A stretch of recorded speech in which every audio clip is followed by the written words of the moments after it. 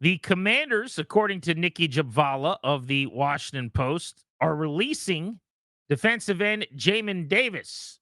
She puts this out in a tweet that also lists that the team has cut safety Sheldrick Redwine from the practice squad and has signed a couple players to the practice squad. Sounds like perhaps a roster announcement has come out from the club. But Nikki Jabvala is the first we've seen here announcing that Jamin Davis, defensive end, former first round pick, is being released by the Commanders. We'll get you more details as they come. All of our breaking news on the Fan brought to you by BetQL. Smarter bets start with BetQL. Get 3 free days of BetQL access by downloading the BetQL app or visiting betql.com. But that is a significant development. I mean, Jamin Davis, if you look at how much he's played of late, has certainly not been a factor at the defensive end position. Danny hasn't been on the field very much at all. But to hear that he's being cut as a former first round pick in the Rivera era who went in the top 20 after 5 games with this Dan Quinn regime is pretty massive. Yeah, the team is tweeted out as part of their set of roster moves. So there you go. So that must be because I saw Nikki's tweet and I'm going, if you're reporting this, you would source it or you would put it by itself. She's got it just with like 3 or 4 different roster moves. So the team made the announcement and nobody broke it, I guess. That's what it looks like because it just says, we've made the following roster moves. Yeah. Ben Nickel and Michael Strachan and Sheldrick Redwine and Jamin Davis is cut. Wow, that was what was that one? So anyway, but to that, so this is a pretty big deal, and here's why. It's not just a guy that's not playing is released by team. Think about what they did when they moved on from Jahan Dotson. Okay, and this is not to impugn Jahan Dotson or run down his character or anything like that, but it basically is at a position that we're not real strong, as evidenced by the fact that we went out and got somebody that was cut at the 11th hour by another team who's now probably our second best receiver, talking about Washington. This is not a position of strength. Now, it turns out it hasn't been needed. They're not desperate for receiver help. They're doing just fine. I was wrong about that. But anyway, the fact that they were willing to let Dotson go kind of showed you we're not real concerned about missing out on him. Go to the defensive end spot. No Dorrance Armstrong, at least for some time. They're thinner on the defensive line. An opportunity was going to be there for Jamin Davis to be part of a rotation opposite Dante Fowler, at least maybe for the short term. There's not a whole lot of defensive end depth right now in Washington. It's Javonte John Baptiste working his way back from injury. He's Armstrong as well. Yeah, so there were playing opportunities. Hurt. Yeah. There are playing opportunities for him, and they're not concerned about that. Well, here's your defensive end room. Cleveland Farrell starts. Dante Fowler was fantastic last week as the key guy opposite him. And then it's F.A. Obata who plays inside, outside, and Jamin Davis who they just cut. They think so little about how much Jamin Davis can help him that at their low point of depth on the entire season, they are cutting him. Number one, this is a massive referendum once again on Rivera and the Marty Party. That Ron Rivera operation and Marty, the law firm that was the gift that kept on giving, what an absolutely horrific, terrible drafting operation they were. They swung and missed in the biggest at bats in the early part of the draft over and over and over again. And it's shocking that the team stunk when they got their first round picks wrong over and over and over again. And their big free agents that they would spend money on didn't pan out. Of course, you're not going to be any good. That's the past. This group, we hoped, would be able to get something out of Jamin Davis. Maybe he's only 25. He's got speed. He's physical. Maybe they can make him better than the last group did. They immediately changed his position. They looked at him and they said, nope, you can't play off-ball linebacker for us.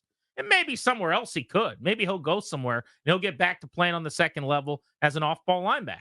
But with this group, they said, we got Frankie Louvu, who's better than you. We got Bobby Wagner, who's better than you. They thought Michael Davis, who they brought in to be just a special team or extra linebacker, is going to be better than you. Jordan McGee, our mid-round rookie, will be better than you. We don't need you in the linebacker room, thank you. Go to the defensive end room. That's what he did. And then at defensive end, he made the roster. And I give him credit. He had a pretty good preseason. Yep. He needed to have a few flash moments. And Danny, he did. So I fully give him props for the transition, former first-round pick. That can be embarrassing. There could be shame there. I think he did everything he was supposed to, and he seems like a model citizen. He seems like, in the building, He is a guy that is coachable, that is pleasant, that people want to be around. He's been in some trouble at different points, driving fast and getting speeding tickets and, doing some reckless, silly things behind the wheel. Yeah. But for the most part, in the building, by all accounts, this is like a really, really good, sharp young man. And who knows? Maybe they feel like nobody will pick him up and they'll get him back to the practice squad. He just seems like the kind of guy I think someone should take a flyer on. He's 6'3, 235. A lot of teams probably had round 2, round 3 grades on him. And maybe you think with a change of scenery, playing linebacker again, maybe it could work out. And I'll root for him. But what a terrible pick that was. Well, certainly. And I think that goes without saying at this point. So this, I hesitate to speculate wildly. This timing is pretty stunning.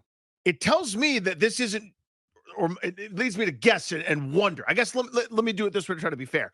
And it makes me wonder, is there something else going on? Right? Because we were talking about this. There's no depth. They don't have bodies to play these positions. Well, either that, which I'm not jumping to that lily pad with you, or they just have seen enough to know he can't help us. Because right, but you're not cutting him at a moment of need at that position if you think he can help you. Clearly, and that's why I'm kind of going. He can't play 10 plays a game at this point. Again, I'm not questioning them. They have earned the right to not have me bother them with my minor concerns. I learned my lesson post Jahan Dotson here. But I guess what I'm saying is, I wonder if there's some sort of, hey, we need you to do X, Y, Z. That didn't happen. I'm not saying like some sort of off-field impropriety. I mean, I have no idea. But with all the injuries, with everything that's happening, it's not like they just have a bunch of dudes ready and waiting at this point, and a bunch of kids coming up from the practice squad that are itching to get you double-digit sacks. They don't have very much there. It tells you, to your point, at a minimum, this guy simply cannot do it. And we did everything we possibly could to try to figure it out, and we're not going to waste our time anymore. We would rather have more Jalen Holmes in the lineup. We'd rather have more, I don't know, I'm trying to think of someone who's on the practice squad who can help him. Andre Jones, we'd rather have him active than Davis at this point, who can run. I mean, just it's fascinating. Again, they've earned the benefit of the doubt as far as I'm concerned with moves like that. And you're 100% right. It's another terrible reminder and indictment on how poor this previous regime was that these guys are digging out of the hole of. But man, oh man, that's pretty stunning. We are blowing out the Beltway blitz that was planned here. We'll open up the phones for your reaction. This is an opportunity for you to react now live, only medium where you could do that, to the breaking news, which is fairly significant, I would say, even though I can't call it stunning because he truly was one of the last guys on the roster. He was one of the last guys in. He was one of the last guys to get activated on games where he was. He was occasionally below that line of that threshold of being deactivated. Jamin Davis being released by the Commanders. That is according to the team directly. He has been cut. Another indictment on the Rivera era drafts, obviously. His final run here in Washington will go down as having been a part of 5 of the 7 games. Some of that work on special teams.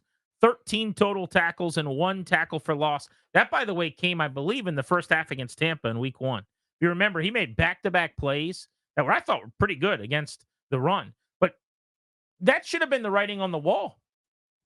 In week 1, he was one of the first guys on the field at defensive end, if we remember. Think about that. Now, Dante Fowler maybe wasn't 100% healthy yet, coming back with some issues, but he got on the field. He was their speed rusher, and he made a couple nice plays against the run. And each week after that, I think week 2, the next week, he was deactive. And we all said, wait, they deactivated him? He's inactive this week after he made a couple plays last week? That told you right then and there. They obviously didn't see the performance like a lot of people did on the outside looking in.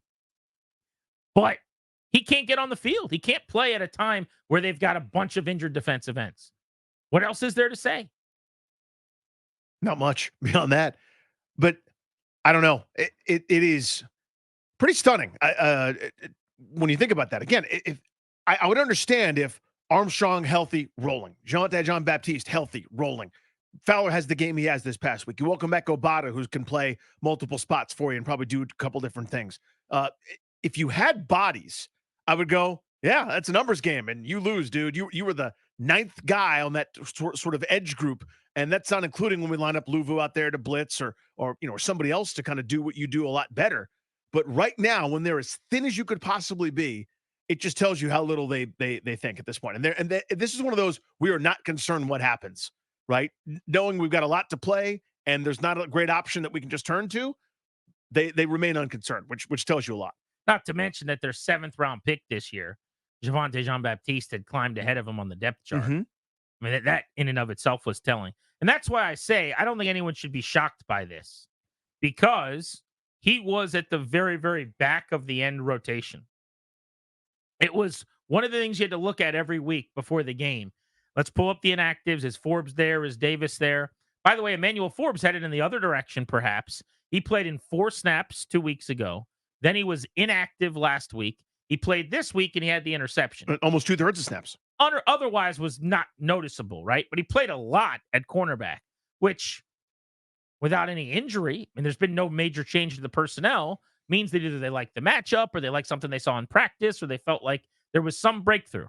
He went from not playing at all to playing more than 50% of the snaps. Whereas Jamin Davis has been going in the other direction, and that's with all the injuries. Like, I thought this week, in fact, if you go back and pull the audio from last week, when they had the injury to Dorrance Armstrong, who was going to miss, was ruled out on Friday, and Baptiste was put on IR, we both kind of said, okay, it's going to be a lot of Fowler on passing downs. It's going to be plenty of F.A. Obata on running downs. But Jamin Davis is going to get one last crack at this thing. He was probably my answer to who steps up, if you recall. We did that last week in the absence of Allen and Armstrong and company, meaning he's going to have a chance to play because there's nobody in front of him.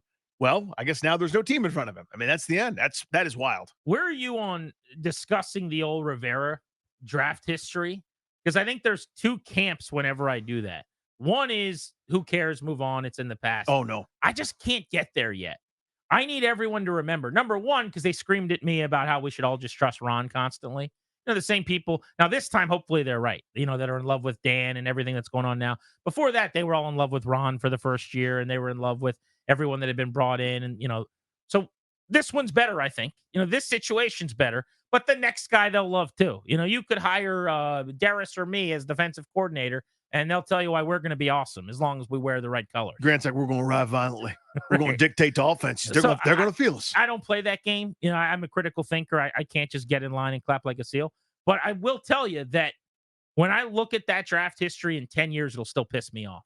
Because it's just there's a difference between an inexact science and not being very good at it, and very obviously having no clue. They had no clue in that building. And we had to sit here and watch it for 4 years. Mm-hmm. And a lot of us knew it every step of the way. Oh, yeah. I mean, that was, I want time back. I want energy and effort and money and some of the voice that I lost that I'll never get back into this microphone. Mm-hmm. What a stupid operation this was for so long. No question. With no proven general managing chops in the building and just being told that the poop was fertilizer, just being told that the wet stuff was rain. Oh, yep. So frustrating. Yeah. And I think it's for me partly because I hold grudges and I don't forgive very well, but a big part of it for me about wanting to revisit it is when I said so at the time, oh, did I catch some Eric flack? You care way more about the personal part of it. Right. When I get whenever I'm correct and I get screamed at and I don't get my apologies, like everybody who ever said anything, when I was like, this is the incorrect pick, which it was, I was correct then.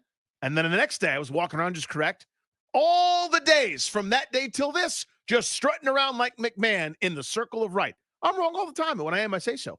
You were all wrong. Everybody who raised their voice at me, put a finger up or did a crying emoji or whatever the hell you were doing, I want that. And so that's why I revisit it. I totally get that. That's why I do that. I've worked with you long enough. I know and that you that's know that how yeah, you we roll. know each other. Yeah. And I will say this is not even a knock on you because you do it both ways.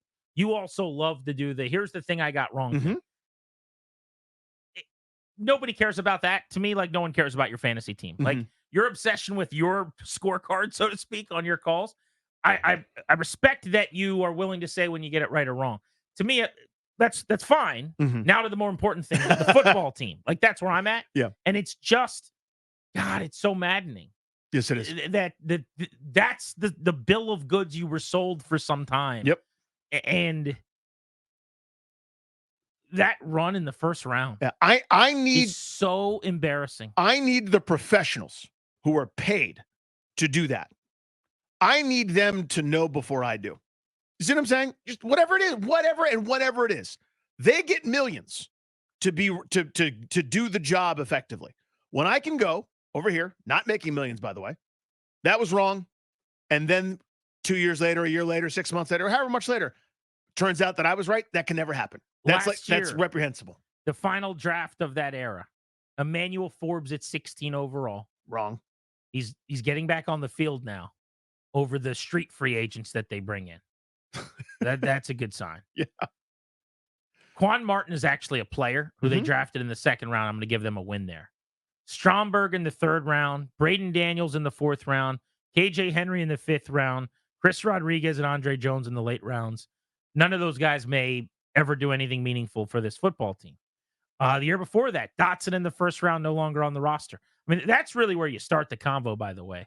The first round picks of Forbes, Dotson, Jamin Davis, and then Chase Young, which was disastrous. Now, Young, we can look back at and say they should have gone quarterback. But that pick in and of itself, I give them a little more grace on because everybody thought he was the real deal. Every draft analyst, every team in America would have taken that guy at number 2 if they had a quarterback. The problem was Washington didn't have a quarterback. And that's why the pick was bad. But otherwise, you just look at some of the decisions they made. Oh, I could work myself into a frenzy if we start doing that. But the news of the day is that Jamin Davis, who the team drafted 19th overall, was released today. And in a symbolic gesture, I think a apropos kind of course it happened this way. They did it in a tweet. Like, no one even broke the story. Think about that. No one was tipped off by an agent. No national reporter cared enough about it. Just like some dude on the back of the roster who's no longer on the team. They sent a tweet from their account saying, "We've cut Sheldrick Redwine and Jamin Davis." You know, just two players. That's what they thought of Jamin Davis. Yeah. Sheldrick Redwine got cut. Who are the guy they signed to the practice squad that I've never heard of and probably will never hear of? You know, we signed Jeremiah Tittle to the practice squad. And by the way, we cut Jamin Davis. Wait, go back to the second one. What did you just say? Yeah, I don't know if you heard. We cut Sheldrick Redwine. We signed Jeremiah Tittle to the practice squad. We cut Jamin Davis. And then we signed Danny Huey to the practice squad. Wait, huh? What'd you say about Jamin Davis? There's a big one in there. My buddy used to do that. They're just trying to fit it right in the middle. My buddy would do that with trade offers. He would name like 3 scrubs. He'd be like, "You just give me, I don't know, just give me like Mahomes, and I'll just give you." And I go, "Wait, what? You can't just." A bit I would do with my wife. Like, what are your plans on Saturday? Yeah, I want to. We could go to the store in the morning. We'll get the garage cleaned out. I want to go to the Caps game at 7, and then we'll make sure that we clean out the refrigerator. She's like, "Did you say you're going to the Caps game on Saturday?" What? What's that? What did you say? Wow.